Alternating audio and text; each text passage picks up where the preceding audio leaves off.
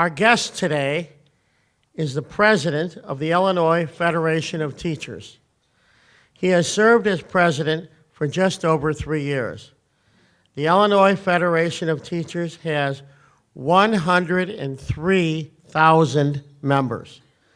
Our guest today taught English for 18 years at Niles North High School. He also taught in the city colleges of Chicago, at Northwestern University, and at Francis Parker School. Our guest today and his wife, Patty, are the proud parents of 3 children and live in Evanston, Illinois. Ladies and gentlemen, Dan Montgomery. Dan?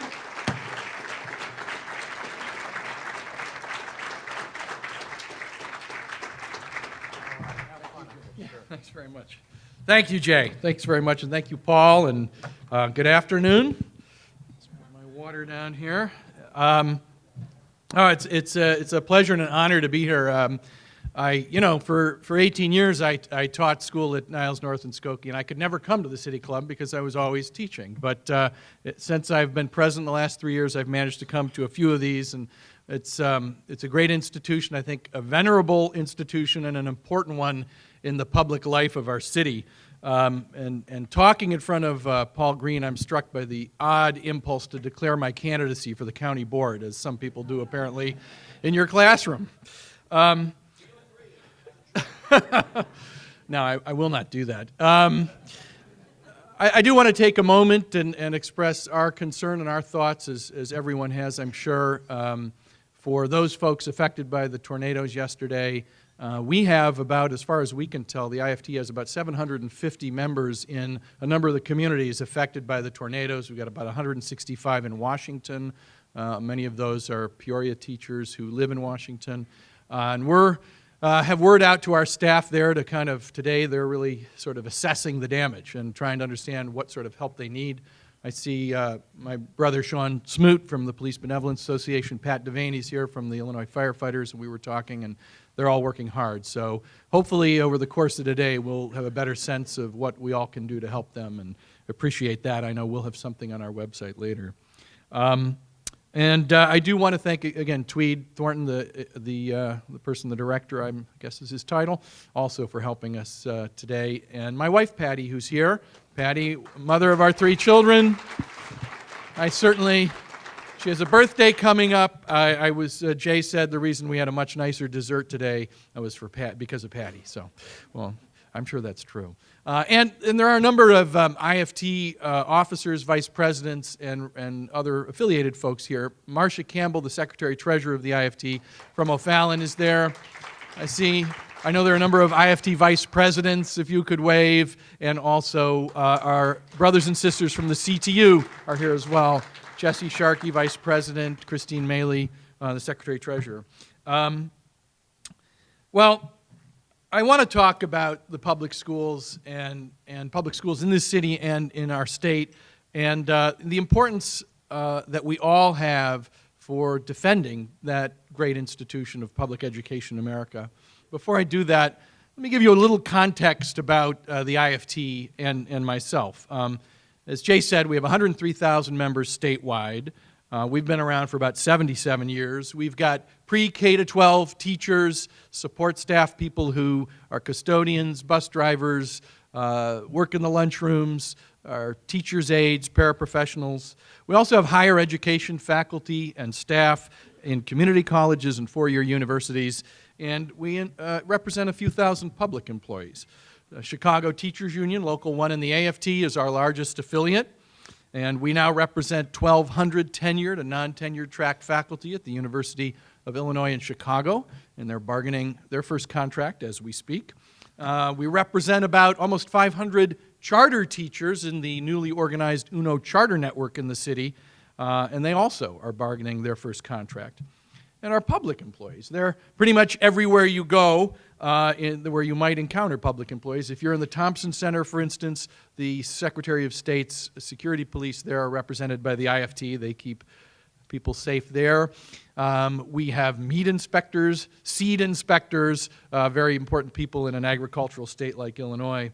And a growing part of our membership is graduate assistants at universities, GEOs at UIC, University of Illinois Urbana-Champaign, and other places. I was just down last week in Champaign where they were doing a protest with students, the GEOs and students, about student debt. And I'm going to talk a little bit more about that issue later. I'm a teacher. I started my career here in the city, working at the city colleges, first out of Truman College, teaching ESL to adults, which was an amazing experience. It was a transformative experience in my life, and oftentimes I would say almost a spiritually changing experience. I would teach people who really spoke no English at all, sometimes in church basements or community centers around the school, around the city, and really caught the teaching bug there. Went back, my bachelor's was from the University of Michigan in English. I went and got a master's in teaching at Northwestern and got hired at Niles North in Skokie, where I've been doing this job for about 17 or 18 years before I was elected to be president of the IFT in 2010. Are there any Niles Township graduates in this room? I'm just curious. Is there one? There we go. Yeah, there's one at least, a couple. They're everywhere. I run into them everywhere. And, you know, I actually brag about the Niles schools any chance I get, and there's a few reasons for that. One, it's a fantastic district, but it's a model of what public education can and should be around the country. The district has an incredibly diverse student population, you know, something like 70 languages spoken by the students there. The families who attend those schools run the economic spectrum from extremely poor to very wealthy. There's a strong base of retail and light industry in that township, and it has a community that supports schools and values education and is willing to pay for it. Before Niles East closed, they produced 2 Nobel laureates in science.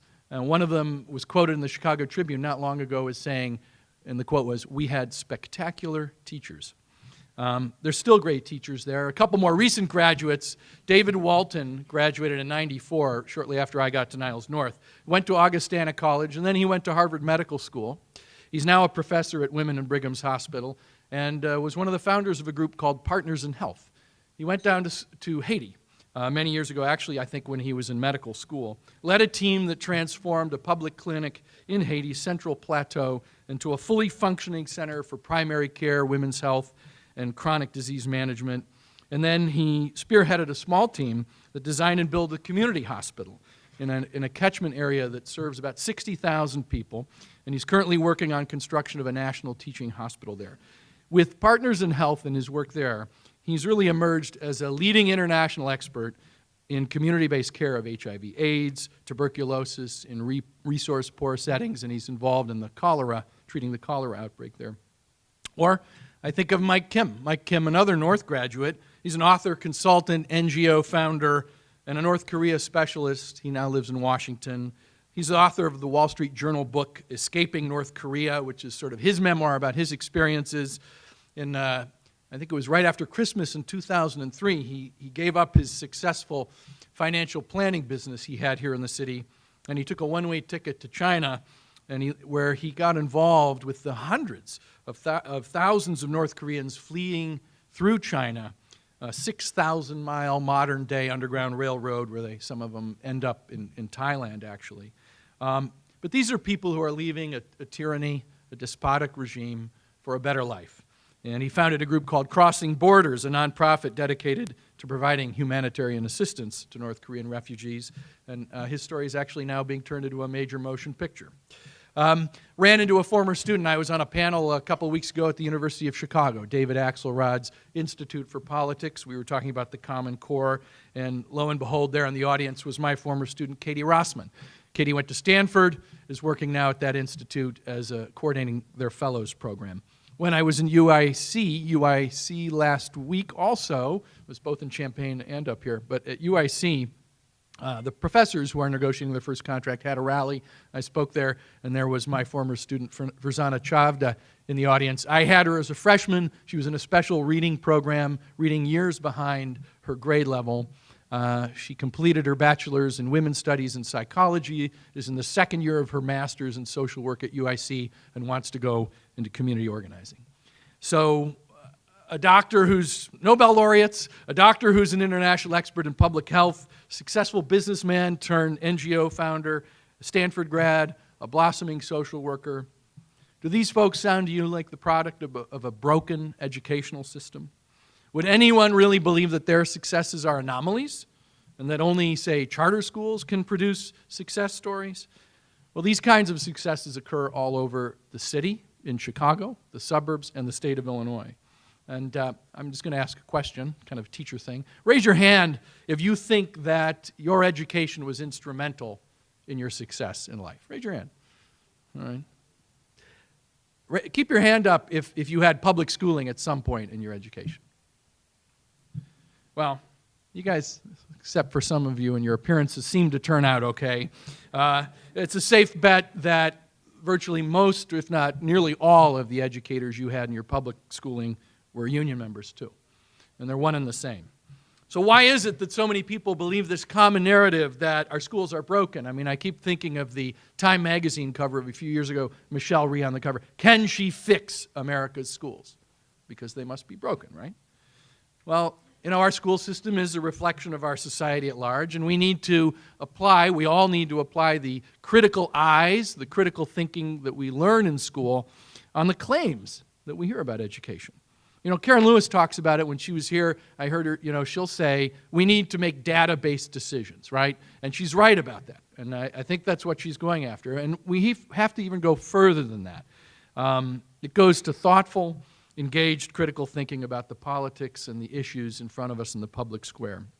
So allow me to let you in on something. In a couple of weeks, you're going to hear, surely, more hue and cry about how broken America's schools are. I'm sure everyone here has heard of the World Bank and the IMF. I wonder how many people have actually heard of the OECD, the Organization for Economic Cooperation and Development.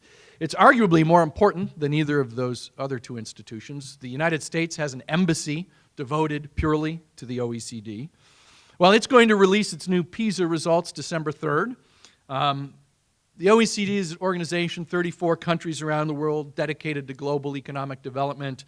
They study issues, education and other issues, and they make recommendations for common problems with the intent and hope that nations will follow these recommendations. And they administer PISA tests, which stands for the Program for International Student Assessment.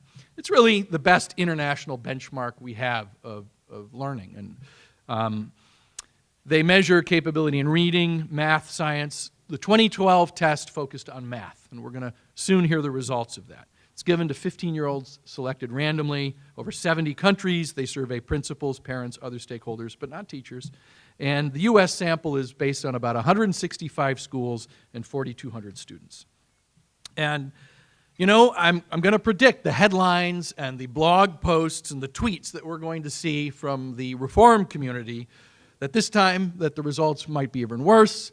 I think we can expect, from what we understand and what we're hearing, that the results are going to be about the same as they were last time, which would put the U.S. about 25th internationally in many measures. Our point of view would be, if you're not really changing what you're doing, are you really going to expect to get any different results? You know, we know that our 15-year-olds are not where we want them to be, but I think we have to use a more critical eye than the top-line headlines. We have to turn the page a little deeper into the report to see what's there. So let's think about that. The United States has the highest poverty rate among the developed nations that participate in PISA. It's a factor that has a significant impact on performance. So when you apply poverty factors, the United States schools in the research, the U.S. schools come out on top in every social economic scale. So if you look at U.S. schools with 30% poverty and you compare them to the international schools with 30% poverty, our scores are at the top. And you can do this right down the line. That's an astounding figure, an astounding fact. And this idea that the United States has more poverty than any of the other developed countries that participate in PISA, it's outrageous. The biggest issue maybe beyond that gets lost in the reporting in the PISA rankings is this question of equity in the resources that we do have and support for education across the U.S. And the funding disparities that we have from district to district or school to school, we rank at the bottom in equity in international comparisons. And Illinois ranks at the bottom in equity in the United States. So we're the worst of the worst in terms of the equitable distribution of our resources for schooling.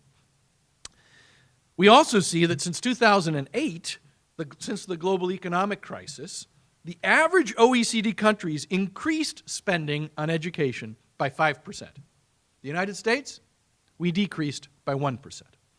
Now, I was in Singapore about a year and a half ago, which is a top-performing PISA country. Really, a rampantly running economy. It's an amazing place to see. They've been growing their economy for years. But in 2008, like the rest of the world, they went down in their GDP and other economic measures.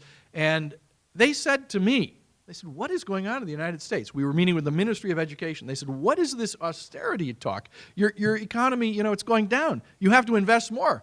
That's what we did in Singapore. And a year later, their economy turned around and they had growth again.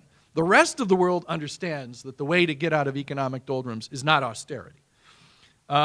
So these other OECD comparisons usually point out that spending in the United States is the highest in the world.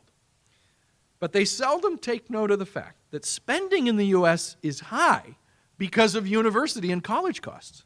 That's what pushes our expenditures higher. K-12, the U.S. is on average with OECD countries. It's the cost of higher education, $25,000 a year in the United States, which is pushing us up there. And by the way, I want to mention one other sort of relevant thing, especially in this city. Another part of the popular school reform movement platform, I think, that's called into question by PISA is the push for a longer academic year and more hours in a school day. That's obviously a flashpoint in the mayor's education reform agenda, has been. Well, the fact is that the United States already has the longest school day of any of the countries in PISA, and as well as a longer day for students than all the other higher performing nations. And if you look at the grid, the teachers are paid at the bottom. So our teachers work more hours and get paid less than all the other countries on average.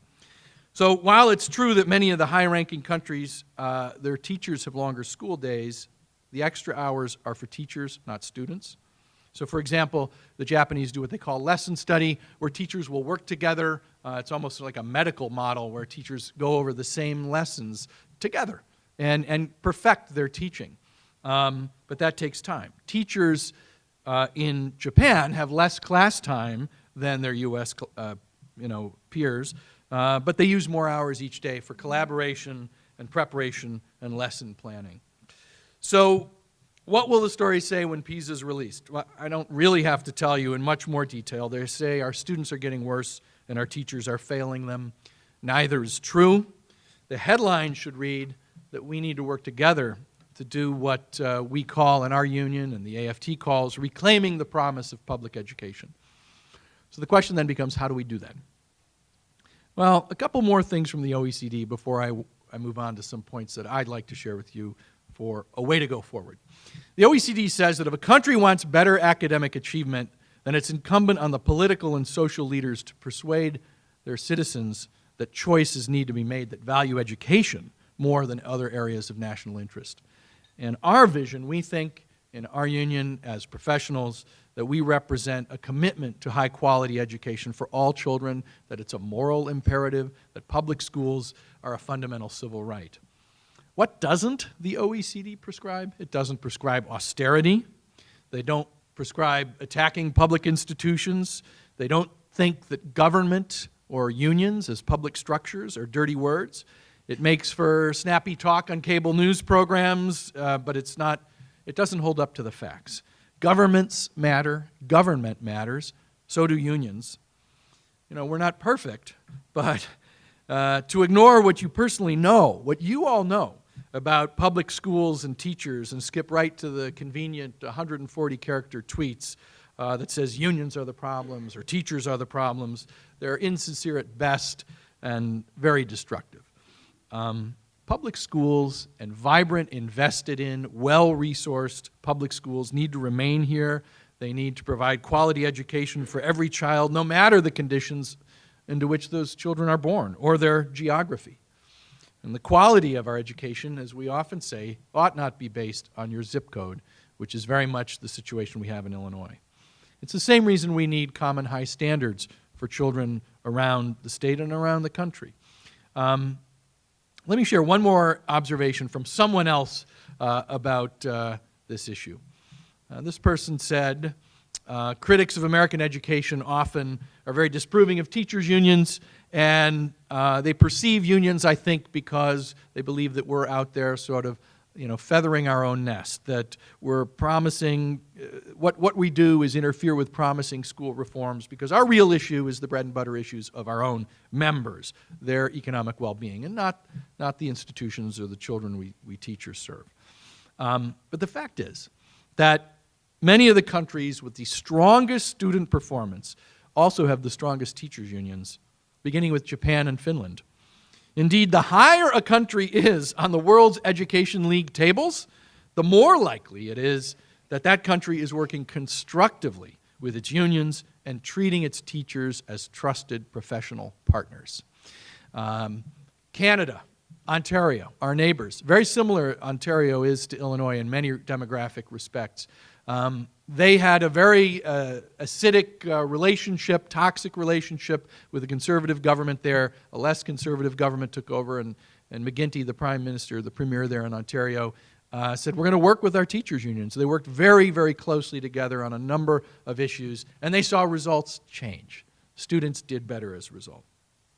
Well, who said that quote about unions? Was it me, Karen Lewis, Al Shanker? No, it was PISA in their report, Lessons for the United States, in 2010. In 2010, that message, that book was delivered. The first printed copy was hand-delivered to Arne Duncan, the Secretary of Education. And we're still waiting for some of those things to happen. On the equity issue, no other developed nation has inequities nearly as deep or systemic. No other developed nation has, despite some efforts to the contrary, so thoroughly stacked the odds against so many of its children. And sadly, what feels so very un-American turns out to be essentially American. And in the end, the OECD recommends 5 things for better educational outcomes: more equitable school finance, high-quality teachers, principal, and curricula, expanding early childhood education, mitigating the effects of poverty, and accountability and governance reforms. So the question is, can we move towards those recommendations in Illinois? I believe we can. And to move toward a state that will help all children in Chicago and in Gurnee and Granite City, I would propose that we concentrate on the following 4 concerns. First, a fair economy. We need a fairer economy coordinated with a fairer tax system in Illinois. We still have too few jobs here.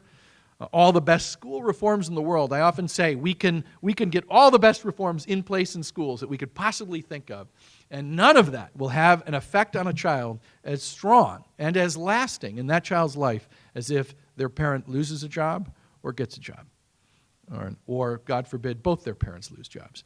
Those outcomes, those economic outcomes, are much more pervasive in the student's life than almost anything we can do in a school. We have too few jobs here. The IFT supports a Better Illinois campaign for fair taxation because we can have more revenue to address our key needs in education and social service, and we can keep taxes the same or lower them for most citizens, and we can ask the very wealthy to pay more. We believe in this. A vast majority of Illinoisans believe in it. The second thing we would do is have a truly universal, high-quality pre-K early childhood education. We made some excellent strides here in Illinois recently, but we can do better. Studies continue to show that the returns for investment of dollars in early childhood are very strong, on average something like $5 returned for every $1 invested. If you look at Red State, Oklahoma, a very interesting place to look, Red State, Republican-controlled, they have model pre-K programs, universal, special programs for kids who are really behind in some things in pre-K. They don't handle this like a politically right issue or a politically left issue. They've looked at the facts. They realize it's an important thing for the quality of the life of their citizens in their state.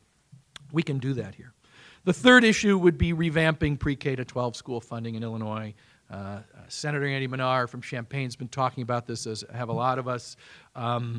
We have to address the massive inadequacy and inequity that we have in our system. the over-reliance on property tax, which gives birth to that. It is possible to change it. We have to do it in a coordinated, holistic way. We can't have Band-Aid upon Band-Aid upon Band-Aid. That's really given us a very arcane system that we have in school funding. And I believe there's political will to do that, and we all have to lead on that. And the last thing I want to talk about is a debt-free higher education access.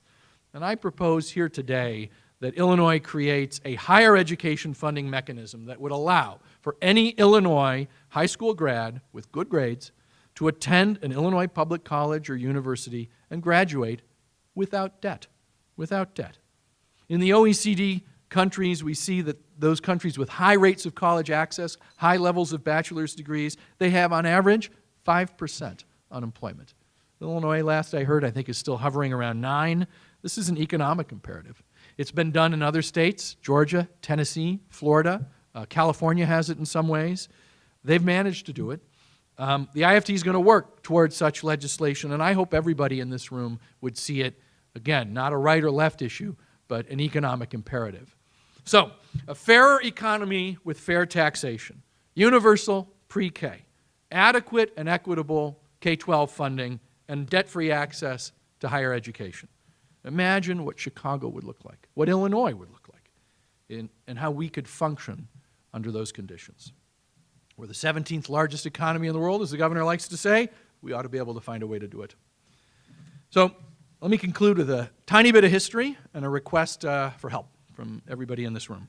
One of my heroes is the late Albert Shanker, who was in fact a University of Illinois alum, and the former president of the IFT. He had been president of the New York City Public Teachers Union. He was a true public intellectual, but also seen by many as a very militant labor leader. If you want to know more about him, I recommend reading Richard Kahlenberg's excellent biography of him called Tough Liberal. Interestingly, Shanker was very close to the business community. The CEOs of IBM, Xerox, they loved him. They loved him. He had many strong relationships with the business community. Why? They liked his emphasis on high standards and really a truly professional, helping to make teaching the profession it needs to be.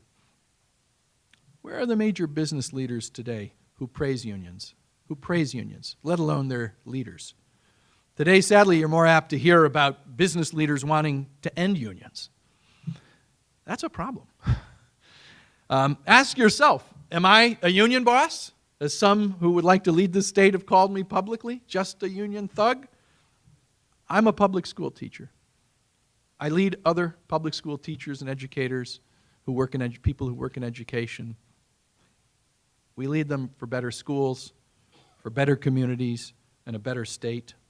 We need community groups, we need parents, but we also need the business community to rethink this narrative. You all need, and your friends and your colleagues and the people you know, all need to fight just as hard for public schools and great public schools in every neighborhood, as hard as the teacher unions are fighting. Please join us. A vibrant American democracy depends on it. Thank you.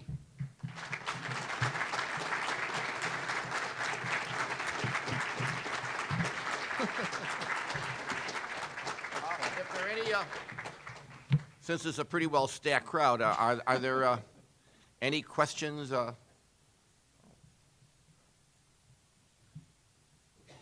By the way, I've been to the Leaning Tower of Pisa. Now I have the Learning Power of Pisa. This is good stuff.